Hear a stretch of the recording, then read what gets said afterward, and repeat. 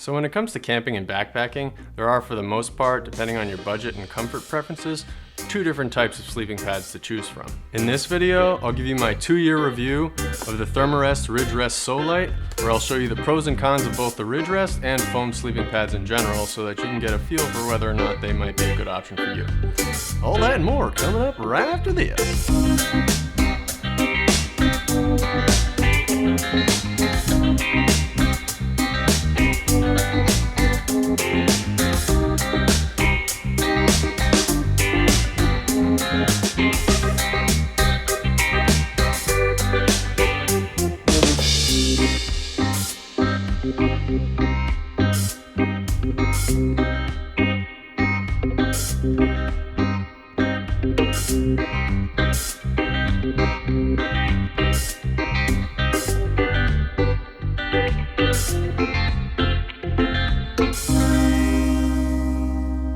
Hello my people, FinerBub here. Thanks for checking out the video. For those of you who don't know, on this channel I'm all about sharing my thoughts and experiences on the best spots to check out and the best gear to bring with. So if, like me, you want to spend more time outside appreciating the finer things in life, do yourself a favor and consider subscribing. Also, feel free to check out the description below for links to the written version of this video, in addition to any of the products I mention. Alrighty then, without further ado, let us begin. So today, we're talking about sleeping pads, specifically the Thermarest RidgeRest SOLite, and why after owning this one for over 2 years, I think it's the best option for most people. Before we jump into the review, I just want to be clear, this is not a sponsored video. Everything you see here was purchased by me at full price, discounting any sales that might have been going on at the time, but yeah, the point is that I am in no way affiliated with Thermarest, and I'm not being paid to say any of this. However, I am both morally and legally obligated to inform you that I, Finer of House Bub, have been tentatively accepted into Amazon's associate program. Huzzah! This means that if you decide to buy something based on my recommendation and you purchase said product through the provided Amazon links down below, I can receive a small commission from Amazon for referring the sale. Woohoo! Internet money! It's a great way to support your favorite video creators in exchange for all the hard work and long hours that they put into providing you with such informative and entertaining video content. And the best part about it is that you don't even have to spend any money that you weren't going to spend anyways. So if by the end of this video, or any of my other videos for that matter, you discover that you have absorbed enough information to make an educated buying decision, please consider supporting my channel by shopping through the provided Amazon links below. Okay, now that that's out of the way, we may proceed. Proceed, Captain.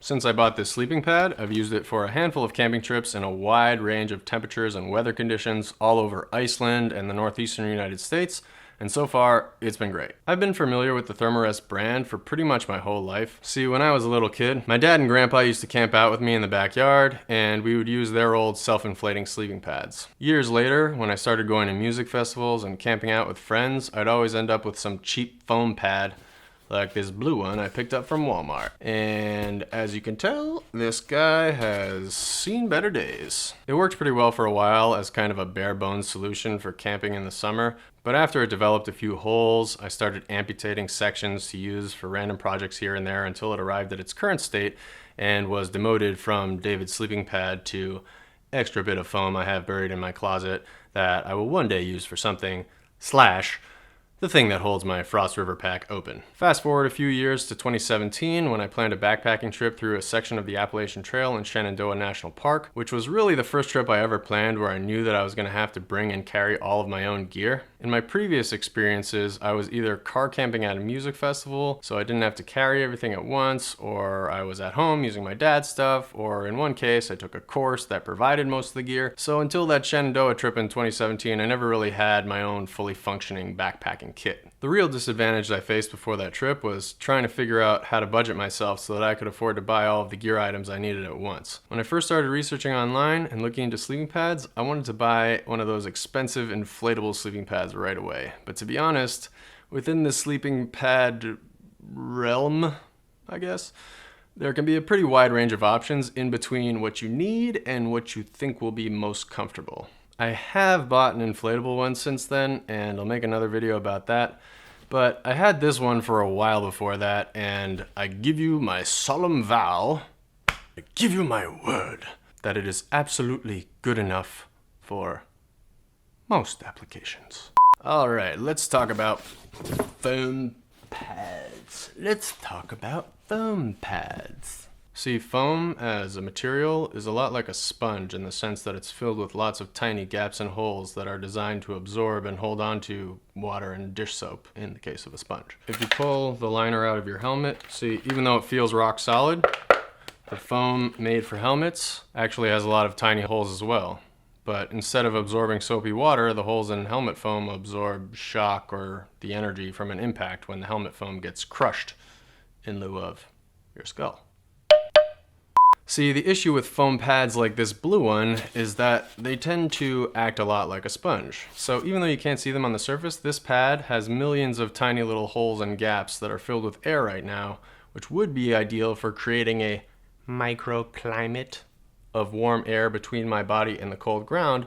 But when I lie on top of it, the foam gets compressed and all the air seeps out, making that microclimate effect impossible. Another big problem with this kind of foam is that once it's fully compressed and all of the gaps and holes are closed, every time you move around in your sleep, giving a part of the pad a moment to decompress, any water or moisture from dew that's on the ground will get absorbed by the pad just like a sponge. And the more you squirm around in your sleep, the further the water will seep into the pad until it eventually reaches you on the other side. So then the question naturally arises, why not use this helmet foam or some other kind of foam that's harder to compress? Well, that's probably because nobody wants to sleep on a rock-hard slab, you big dummy.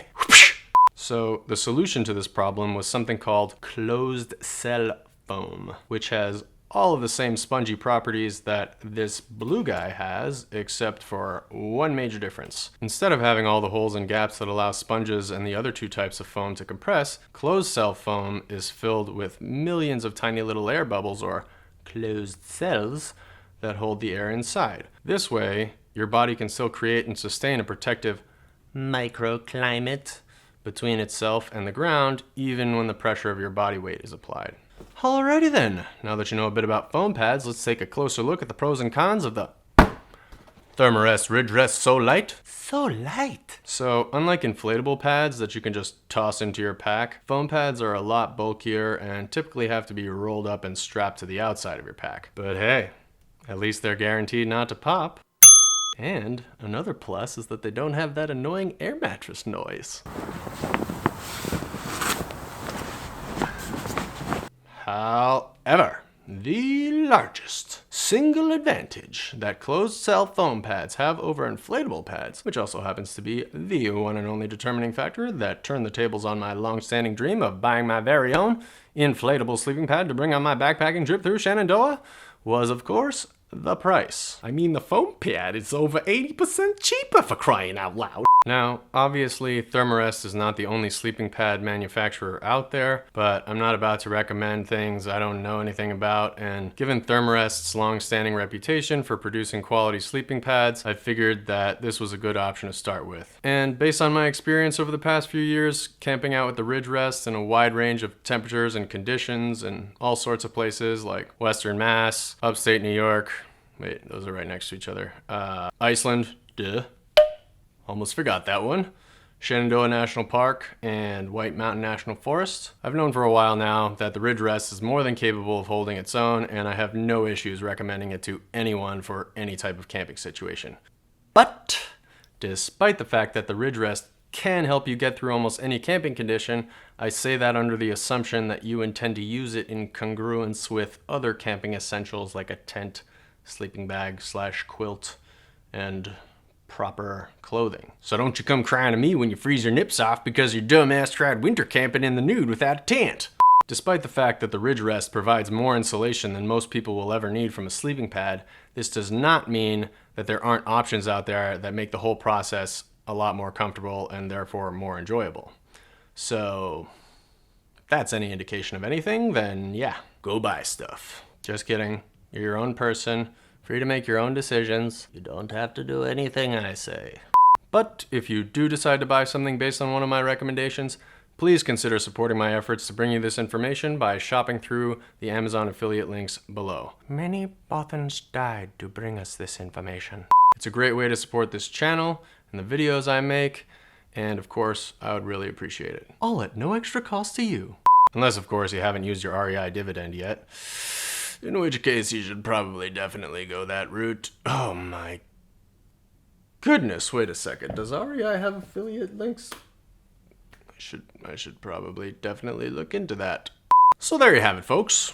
I want to wish a very warm welcome to those of you who are new to the channel. If this is the first video of mine that you've seen, I just want to let you know that I also make travel guide videos in addition to the product reviews like this one.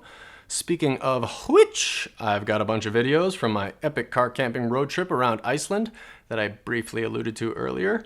So if you'd like some examples of situations that this here sleeping pad has had to endure, or you just want to learn about exciting new places via yours truly, then that Iceland playlist should suit you quite nicely. Alrighty, my people, that concludes this week's episode of the FinerBub Show.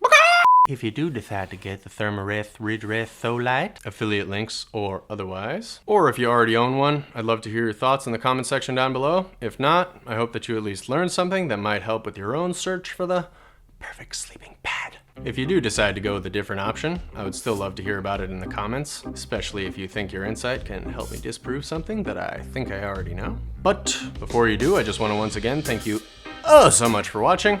I really do appreciate it. If you're looking for new gear, don't let the small details stress you out. Remember, life's an adventure, so relax, breathe in the outdoors, and don't forget to appreciate the finer things in life. I'll see you out there, people. Peace.